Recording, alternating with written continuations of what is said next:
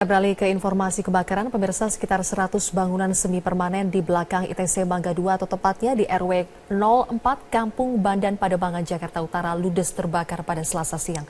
Mayoritas bangunan yang terbuat dari tripek dan kayu ini membuat api menjalar dengan cepat. Kebakaran diduga akibat konsleting listrik di salah satu bangunan semi permanen di kawasan padat penduduk ini. Titik lokasi kebakaran juga persis di area perlintasan rel kereta Mangga 2. Beberapa kali suara ledakan terdengar dari titik lokasi kebakaran. Petugas pemadam yang memadamkan api mengalami kesulitan lantaran akses ke lokasi kebakaran dan sumber air yang sulit dijangkau.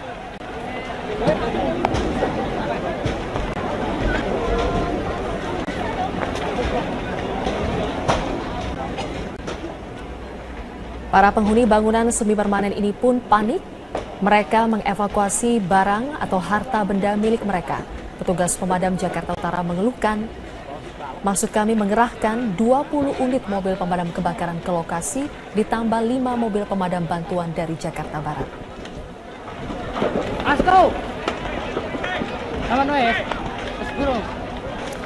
Bersama saya, Zilvia Iskandar. Berikut adalah Metro Update selengkapnya.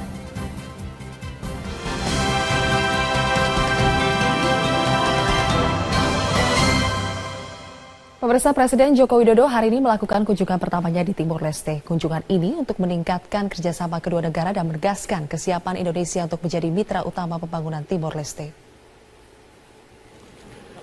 Selasa pagi, Presiden Joko Widodo didampingi Ibu Iriana Widodo tiba di Bandara Internasional Presiden Nico Lobattadili, Republik Demokratik Timor Leste.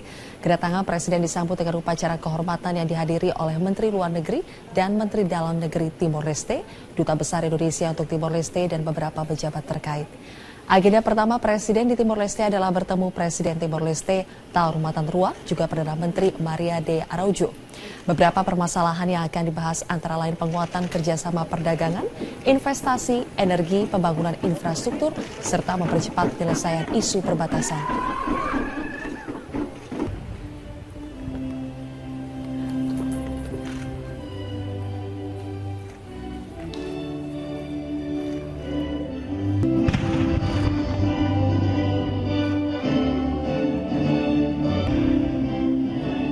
Kapolda Metro Jaya Irjen Pol Tito Karnavian meminta masyarakat bersabar menunggu polisi mengusut tuntas kasus tewasnya Wayan Mirna yang diduga akibat racun sianida.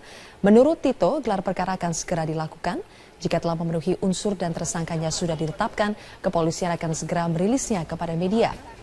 Saat ini pihak kepolisian harus berhati-hati dalam menetapkan tersangka untuk menghindari tersangka mengajukan permohonan pra-peradilan.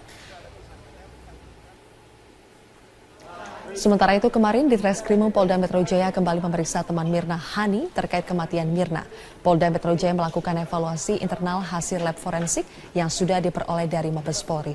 Pihak kepolisian telah memiliki sedikitnya 4 alat bukti untuk menentukan siapa pelaku di balik kematian Mirna.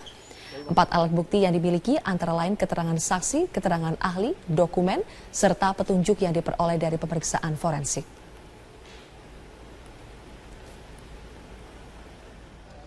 Sedang digelar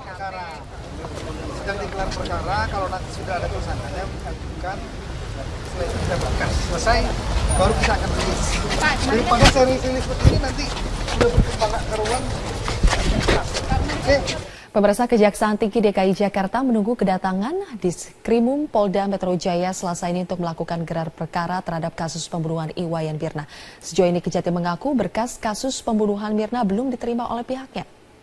Meski mengaku belum menerima kabar akan dilakukannya ekspos atau gelar perkara kasus pembunuhan Mirna oleh Polda Metro Jaya, Humas Kejati DKI Jakarta Waluyo memastikan gelar perkara akan berlangsung tertutup. Hal ini dimaksudkan demi mencegah bocornya proses penyidikan ke ranah publik. Ekspos kasus pembunuhan Mirna menurut Kejati bertujuan agar bisa menyamakan persepsi apakah kasus tersebut sudah lengkap atau belum untuk naik ke meja hijau. Sebab biasanya pihak Kejati akan memberikan masukan. Hingga kini siapa pembunuh Mirna masih menjadi misteri yang belum terjawab oleh pihak kepolisian. Polda Metro Jaya beberapa waktu lalu sudah memanggil sejumlah saksi, di antaranya teman Mirna, Jessica, dan Hani. baru terima kemarin SPDP ya, berkasnya juga belum, gimana kita mau komentar kan gitu. Jadi intinya dalam rangka gelar perkara itu untuk konsultasi lah intinya begitu. Tersangkanya maupun belum itu bisa aja gelar perkara untuk menyamakan daripada persepsi gitu terhadap fakta tersebut gitu intinya begitu. Jadi kalau seperti itu. Kita beralih ke informasi lain, pemirsa. Seorang tenaga kerja wanita Indonesia terancam hukuman mati di Malaysia. Rita Krisdianti, TKW asal Ponorogo, Jawa Timur ini diduga terlibat dalam jaringan narkoba internasional. Pihak keluarga mengaku tidak percaya anak mereka Rita terlibat dalam jaringan pengedar narkoba internasional. Keluarga meyakini Rita dijebak. Rita yang merupakan warga desa Gabel, Kecamatan Kauman, meninggalkan rumah untuk bekerja menjadi TKI sejak 2010 lalu. Hingga kini Rita belum pernah pulang. Sebelumnya Rita pernah bekerja sebagai TKW di Hong Kong. Keluarga mengaku belum ada koordinasi apapun dari pemerintah. Rita Krisdianti ditangkap polisi di Raja Malaysia dengan barang bukti 4 kg sabu-sabu. Rita dititipi sebuah tas dari seseorang yang tidak dikenalnya sebelum akhirnya ditangkap.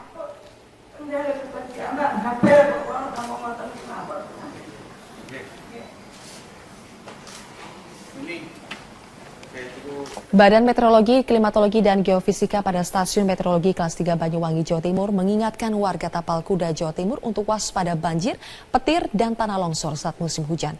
Berdasarkan data BMKG, Stasiun Meteorologi Kelas 3 Banyuwangi, puncak musim hujan di wilayah Banyuwangi, Situbondo, Bondowoso, dan Jember terjadi pada bulan Januari hingga Februari. Saat puncak musim hujan akan terjadi hujan lebat dalam waktu singkat disertai petir dan hujan lebat yang akan terjadi dalam waktu cukup lama. Titik daerah longsor yang perlu diwaspadai adalah jalur Banyuwangi Jember di Pegunungan Kumitir, jalur Banyuwangi Ijin di Jalan Licin dan Arak-Arak, serta di Bondowoso jalur Arak-Arak yang menghubungkan jalur Bondowoso Situbondo. Aku liputan nang di Tumpang Pitu kan Mas. Bencana banjir melanda sejumlah wilayah di Sumatera bagian selatan, diantaranya Jambi dan Bengkulu. Masyarakat menilai pemerintah daerah kurang antisipatif dan sigap dalam menangani masalah banjir. Nadia Atmaji akan melaporkan selengkapnya dari Palembang, Sumatera Selatan. Nadia, wilayah mana saja yang terkena banjir di wilayah Jambi? Zilvia, banjir di Jambi setidaknya terpantau di wilayah Kota Sungai Penuh dan Kabupaten Batanghari. Untuk di Kota Sungai Penuh ini terjadi tepatnya di Kecamatan Tanah Kampung dengan ketinggian banjir kurang lebih dari 20 cm hingga 60 cm. Tetapi hal ini belum membuat warga kemudian mengevakuasi diri mereka ke tempat yang lebih aman. Namun dampak yang dirasakan saat ini adalah jalanan yang tergenang air. Ini menyebabkan mobilisasi kendaraan roda 2 maupun roda 4 menjadi terhambat karena mereka harus sangat berhati-hati karena jika tidak mereka bisa mogok di tengah jalan. Dan hal ini juga berdampak pada aktivitas pertanian karena lahan sawah dari milik warga juga turut terendam. Untuk di Kabupaten Batanghari ini terjadi karena meluasnya banjir dari tetangga, yakni dari Kabupaten Sorolangun dan juga Merangin. Saat ini banjir merendam 3 desa yang ada di Kabupaten Batanghari. Dan dampak yang paling dirasakan adalah mobilisasi dari warga yang kemudian harus menggunakan perahu getek untuk bergerak dari satu titik ke titik yang lain. Dan selain itu juga aktivitas di perkebunan, misalnya saja pada perkebunan sawit dan juga karet menjadi terhambat karena perkebunan yang juga turut terendam dengan ketinggian yang cukup tinggi mencapai 1 meter.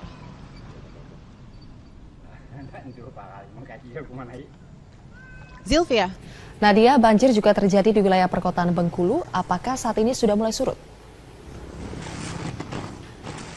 Untuk banjir yang terjadi di Bengkulu, saat ini sudah mulai surut. Awalnya banjir ini sempat merendam 4 kelurahan yang ada di kota Bengkulu, diantaranya adalah Kelurahan Rawa Makmur, Kelurahan Tanjung Agung, Tanjung Jaya, dan juga Surabaya. Saat ini keadaan dari banjir sudah mulai surut dan menyebabkan warga yang sebelumnya rumahnya terendam, mereka sudah kembali ke rumah mereka masing-masing dan melakukan pembersihan dari rumah mereka karena sebelumnya banjir membawa lumpur sehingga rumah mereka kotor, dan juga mulai membersihkan dan merapihkan rumah mereka karena banjir ini sebelumnya cukup tinggi merendam rumah mereka hingga mencapai 30 cm. Tetapi saat ini sudah mulai surut dan aktivitas sudah kembali berjalan normal.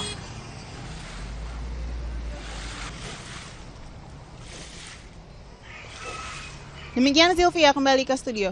Nadia Atmaji melaporkan langsung dari Palembang, Sumatera Selatan. Pemirsa, Metro Update akan kembali saat lagi dengan informasi mengenai Menteri Pendidikan dan Kebudayaan Anies Baswedan yang menjamin pendidikan bagi anak-anak ex-Gavatar yang dipulangkan oleh pemerintah.